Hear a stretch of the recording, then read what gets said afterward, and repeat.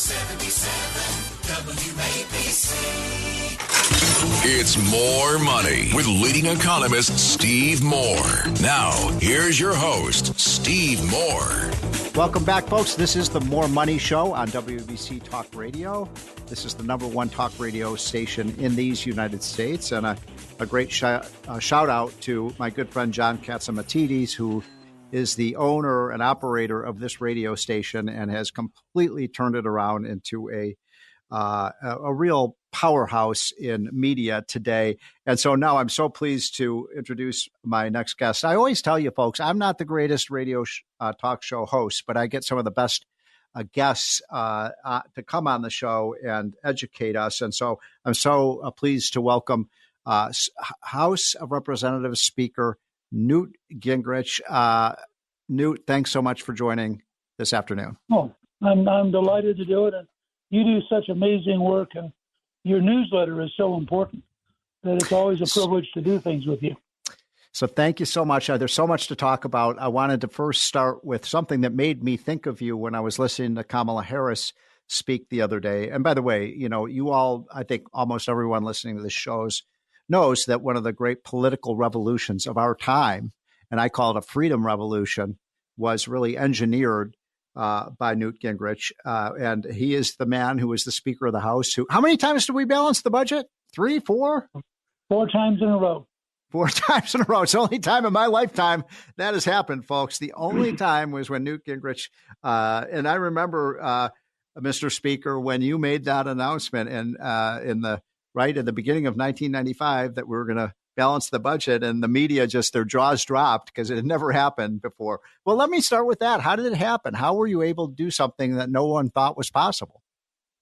Well, we combined willpower with an intelligent team approach. We had people like John Kasich as chairman of budget, Dick Armey as majority leader. Yeah. I mean, it was really a first-rate group. Tom Bliley at Energy and Commerce. Everybody pitched in. Everybody was committed. The interesting thing is we invited in every Wednesday night. The roundtable hosted 10 to 15 CEOs. And we'd have dinner at the Capitol.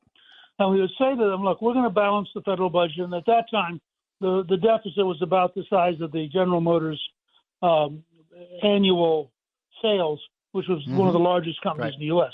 Yeah. And I said, so we've got to solve this. If you were faced with this as a CEO, what would you do?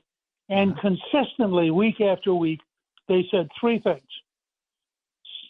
Set very tight deadlines for very large change. Delegate like crazy, so lots of people are helping you get it done. Right, yep. Allow no experts in the room because they will tell you what can't be done. Right, right, exactly. Those were the 3 principles we followed. And so yeah. I'm sorry to interrupt. Go ahead. No, I just going to say, and they worked. That was the cool thing. So the cool thing also was you did this without raising a penny of new taxes, as I recall. Well, in fact, we cut the capital gains tax, the largest capital gains tax cut in history. We cut the tax on your house. So if you bought a new house, you paid no capital gains on the old house. And we passed welfare reform with a huge incentive to go back to work. That's fantastic. And it all worked. And by the way, one of the things that maybe you can get one of your friends to do a study on it. We set out to remodernize Washington, D.C., using tax policies and approaches that would give both individuals buying a house and businesses looking to invest a huge incentive. And for about 20 years, we dramatically turned around D.C. until the corrupt Democratic machine just decided that, they wanted to go back to the stuff that never works. But it's one of the great case studies of how the right public policies can take an area that looks like it's hopeless and in a matter of a year or two begin to turn it around. So one of the things that has changed in my political career, I arrived in Washington in 1985, and I think you arrived about the same time. But back then, we did have some moderate, centrist, sensible Democrats who believed in balanced budgets and believed in lower tax rates. And I have to say, I could probably count on one or two hands the numbers of Democrats in the House and Senate today that believe in a free enterprise system, that believe in growth, that believe that we need to, that are pro-business. What happened? Well, I think part of it was a methodical effort to drive people out. The number of Democrats who came to see me, as late as passing the Reagan tax cuts, which were the key to prosperity in the 1980s, we got about a third of the Democrats. Yeah. And what happened was the left began to methodically punish them and to drive them out of their party. And the result was that year after year, it became harder and harder to find people who were willing to stand up with us because they knew that they'd be punished by their caucus. It was an amazing process to live through. And, of course, what it did ultimately is it gave us a lot of those seats because there were people who would say, well, if this is the future, then I'm going to quit. And then when they quit, we very often would pick up their seat because they were actually much more moderate than the Democrat who tried to replace them. I think that's right. I think there were also two big things that happened. The progressives are not stupid, and they pulled off two incredible coups, in my opinion. I'd love your thoughts about this. One was when they elevated Nancy Pelosi to the speakership, and she was way to the left of the speakers of the past, like people like past Democratic speakers that had run Washington. And then, of course, they elected Barack Obama. And so they very systematically took over the major positions of the party. And it's never been the same since. One observation, and I'd love your thoughts about this. I remember very vividly when you came up with the contract with America, and you had that, what was the first 100-day agenda? I think it was the first 100-hour agenda where you changed so much in just 3 or 4 days. But I remember the media saying, oh, this is the most radical agenda. And then when you put these things up for a vote, I think on a lot of those items, you got a lot of Democrats to vote for these things. Well, yeah. In fact, in our biggest single achievement, which was welfare reform, we split the Democratic Party evenly. 101 in favor, 101 opposed. That's amazing. But we did it because we followed Lincoln's principle. Lincoln once said, with public sentiment, anything is possible. Without public sentiment, nothing is possible. And so we worked very, very hard to make sure that we knew where the American people were. So that brings us to today, where I started by saying that you were very famous for talking about something that Jack Kemp, my old friend Jack Kemp, the great late Jack Kemp, used to talk about an opportunity society.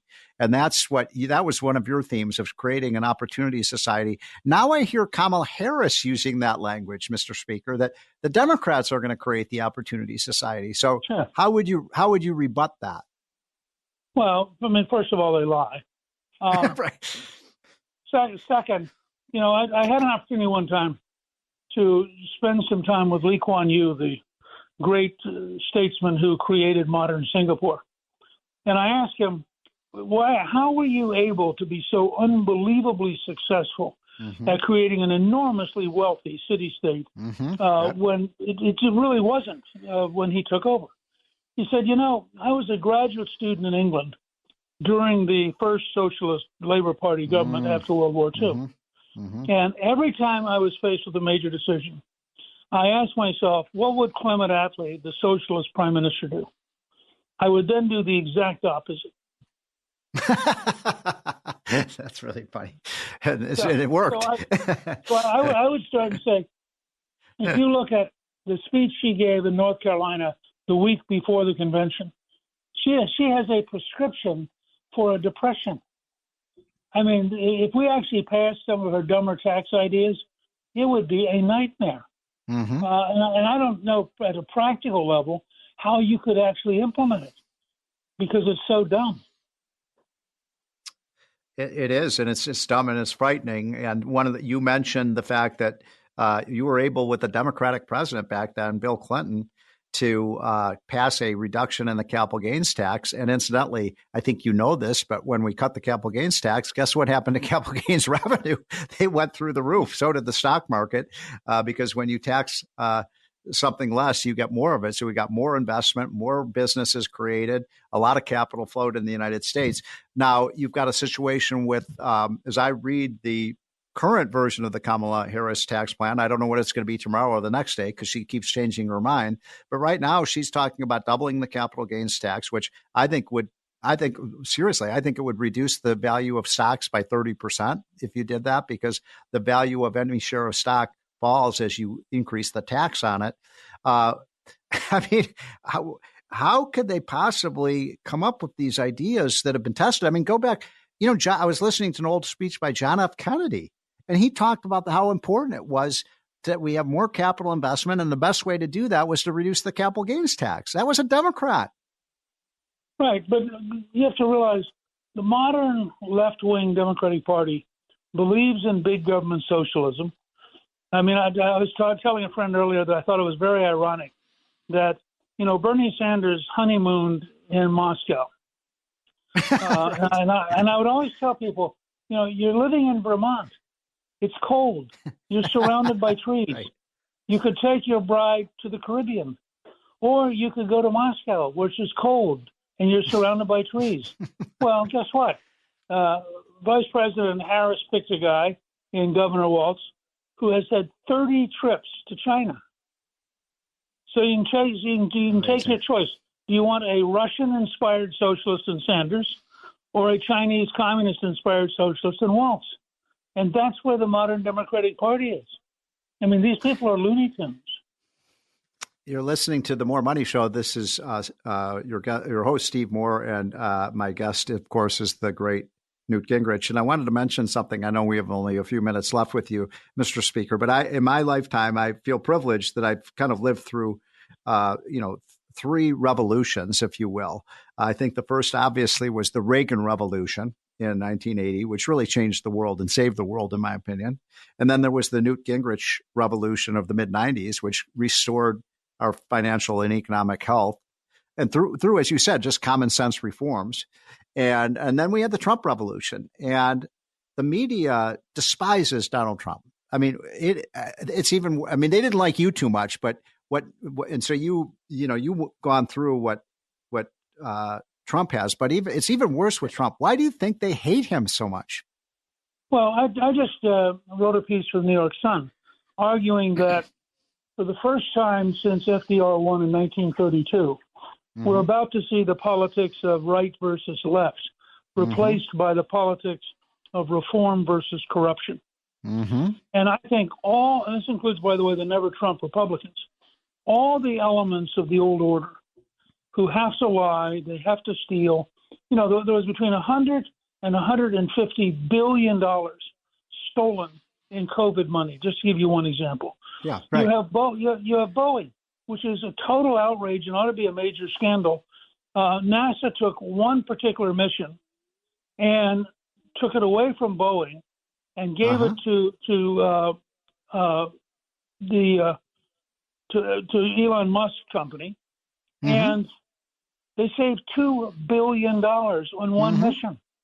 Yeah, and you look at this stuff, you realize that the system's now so sick that organizing politics around honesty and accountability and common sense is a revolutionary act, and it threatens everybody in the old order.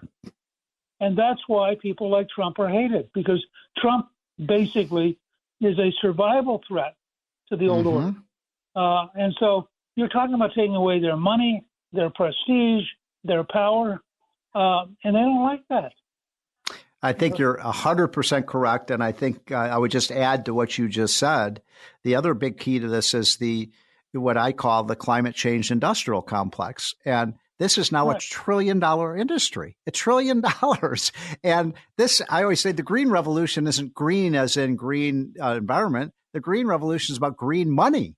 And so Trump and people who believe, as you do and I do, that we should have a free enterprise system are a threat to this empire they have built. Their jobs depend on winning this election. If we lose, I'm going to be heartbroken. And I think Trump is going to win, but I'll be very heartbroken for our country. But, I'll go on because my job isn't dependent on government, but theirs are. That's right. I mean, what you have is that the old order is so deeply invested in having to have the money that this is why they're willing to cheat. It's why they're willing to, plus their prestige is invested. They become nobody. They end up being professors at Yale writing about a world that disappeared. It's really amazing thing. So, one last thing on the way out then, Mr. Speaker. I always ask this question to my guests, especially people who are very close to President Trump, as you are. What piece of advice would you give him? We've got the people start voting in about 3 or 4 weeks. So the window is closing much faster than a lot of people think. What would you tell him to be doing differently? Right now, you got basically a toss-up race. What does he got to do to win? Well, I would say 2 things. Focus consistently on the policy differences and the record differences that are so huge. And describe it in terms that affect people's lives personally.